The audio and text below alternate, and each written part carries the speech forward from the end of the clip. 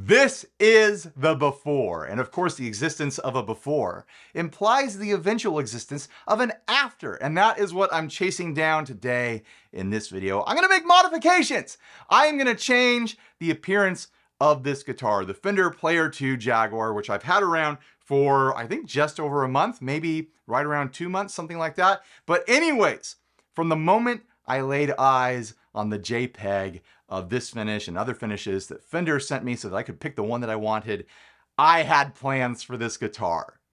I wanted to change the look of it. I saw projects in my future and it made me excited. So what am I gonna do? Let's put it down on the table and I'll start showing you.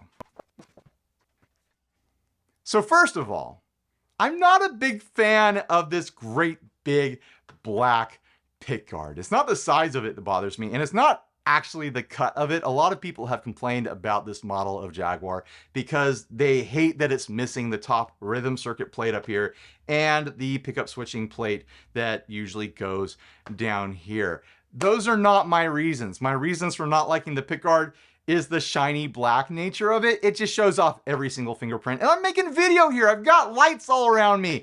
Every little greasy smudge gets picked up by the camera. Also, you know me, I like color. This is probably the most colorful guitar YouTube channel there is. So I want to throw a splash of color at this thing, and I want to minimize the greasy smudges and stuff like that. So I found a pickguard on Reverb, cut by a builder in Greece, I think. It took a week or two to get here, but this is what I picked. People who watch the podcast have already seen this pop up.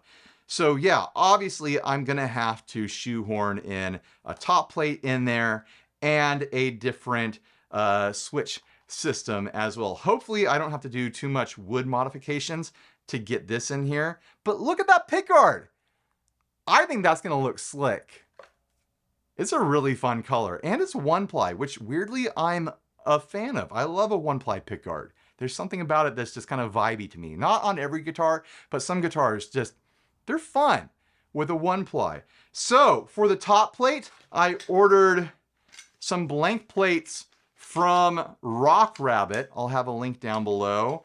I'm only gonna be using one of them. I went for the full pack just in case. I always like to have extra parts around. There is a blank switch plate in there, so maybe I'll use that someday. There is a drilled control plate for the knobs. Kind of wish that was blank too. And then the blank top plate, which I'll be using on this project. And for the switch down here, I'm gonna put in this guy. It has a round hole for a traditional three-way switch, and it has a hole, a rectangle hole for a little slider switch. I think I'm gonna either do a series parallel mod, or I'm gonna put in a strangle switch of some sort. Or maybe someday I'll put a humbucker in this and that'll be a split or something like that. But I'm putting it in there for now and not loading a switch yet, just because I want to give myself a future opportunity for another mod. And then the switch, because obviously I have to replace this three-way blade switch here. I'm gonna use this Dobro switch. I tracked these down years ago. It is my favorite switch ever for guitars. It is the exact same switch that you can find on my 90s Duosonic here. And I just love the tactile nature of this. I love that it's low profile, it's sturdy, it spins so you can't like untwist it or something like that. I have had to rewire this guitar probably at least 6 or 7 times because this was my main gigging guitar for my punk band for years. This switch never went bad on me. I go crazy with it, just abusing the dang thing, and it's never gone bad. So every chance I get, I replace switches with these things. I've got a couple in a drawer. I'll probably order more just to be stocked up for the rest of my life. I'll have a link to that as well. So anyways, I'm not planning any other mods at the moment. Eventually I'll be swapping out the vibrato on here for a halon. I don't think I'm ever gonna route out wood for the control plate stuff up here, but you never know. It's just gonna be cosmetic for the time being. So anyways, let's get into it. I'm gonna turn on the AC. We're gonna time lapse this. I'll check in if I feel I need to, but let's go find that after guitar, huh?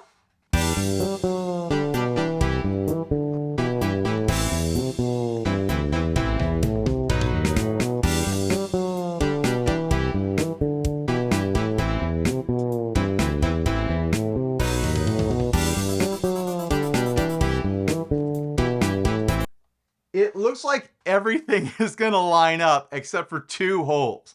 Even the switch plate here lines up. There's enough wood here to mount this in, no problem, which I was a little bit worried about. I know that the Squier Affinity Jaguar does not line up with a standard pickguard. So it is kind of neat that this lines up with a standard pickguard so easily. But the only 2 parts, the only 2 holes that are not lining up are these 2 bridge post holes. And I think I can just open them up very gently and very kindly with a slightly larger drill bit. And then this should just pop right in.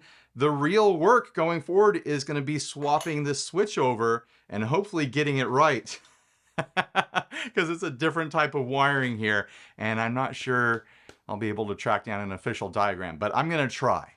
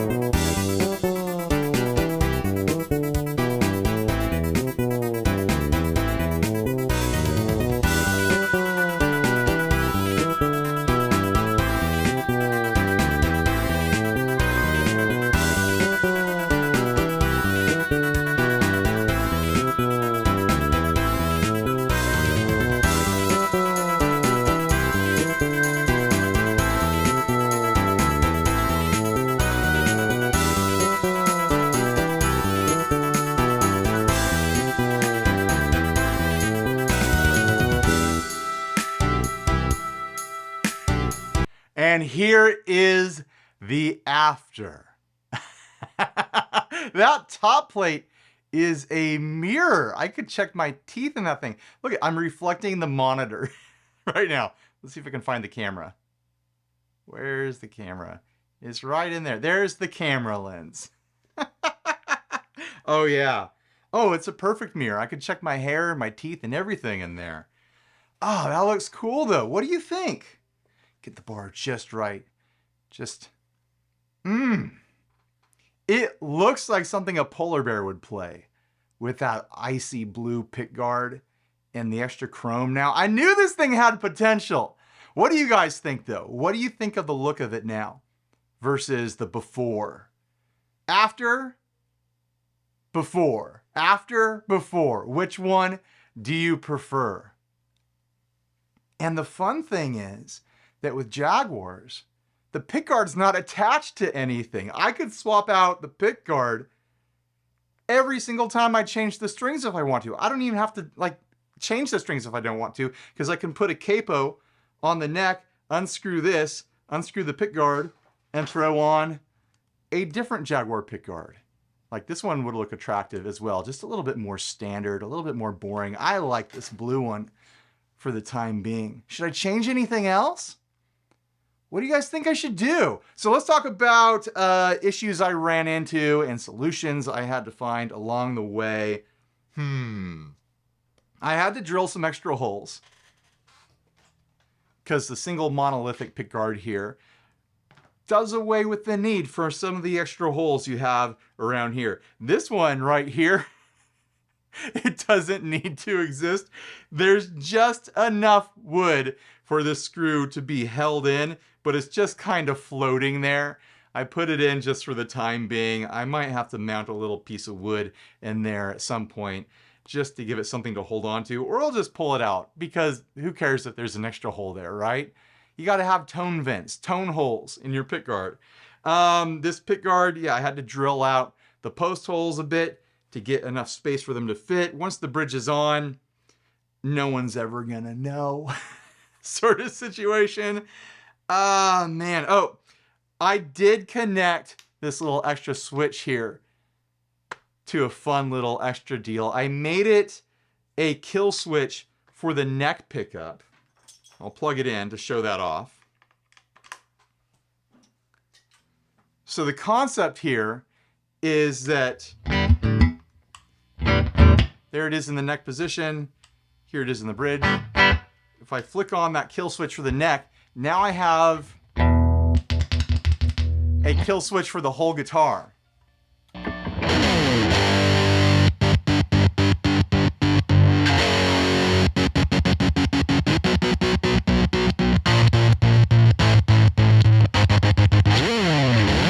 And the kill switch is controlled by the pickup selector switch.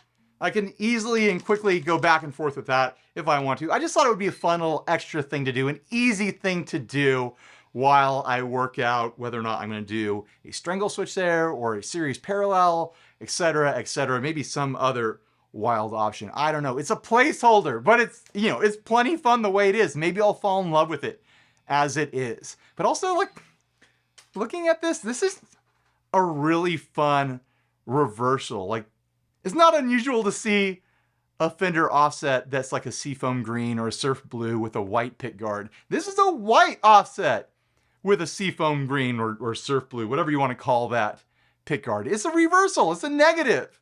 I like that. It's fun.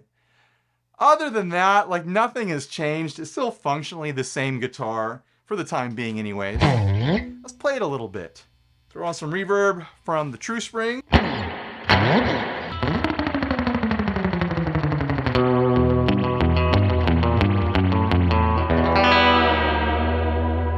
That's the bridge position.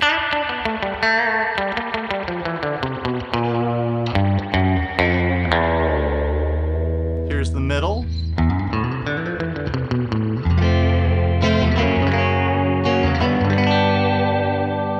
I like this switch. It really is my favorite switch. Here is the neck position.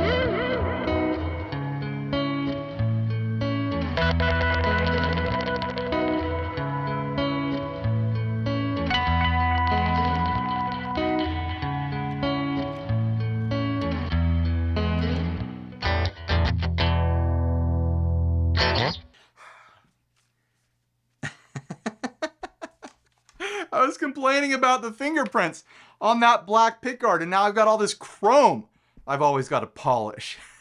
But man, oh, I like that look. I like that look a lot. I love the way it plays because it plays exactly the same as it did before. I've got a little extra option now with that nasty, crackly kill switch.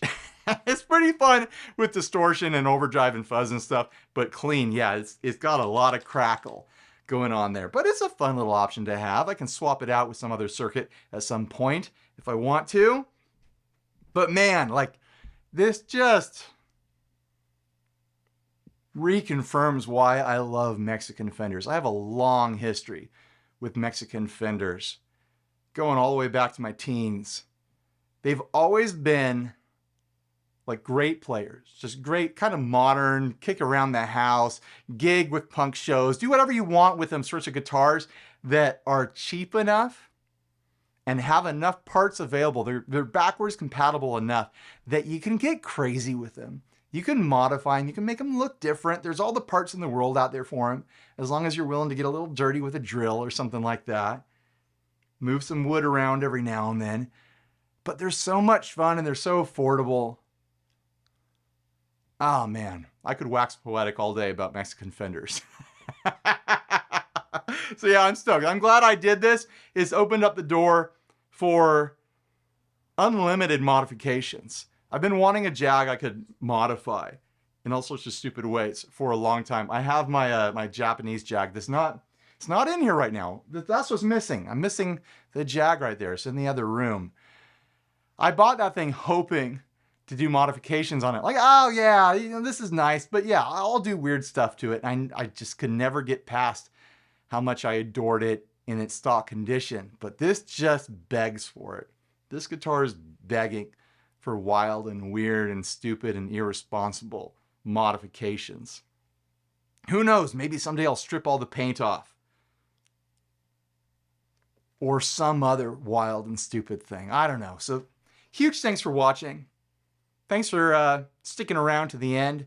Please like, subscribe, dislike, leave any rude and nasty comments. Support us on Patreon. Buy a shirt if you're naked. Click all the links down below. Very few of these will be affiliate links, but if you're curious about any of the parts that I put on this guitar, might as well go check them out, right? Tell the builders that I said hi. All right. Buy a shirt if you're naked and stay grounded. Bye, everybody.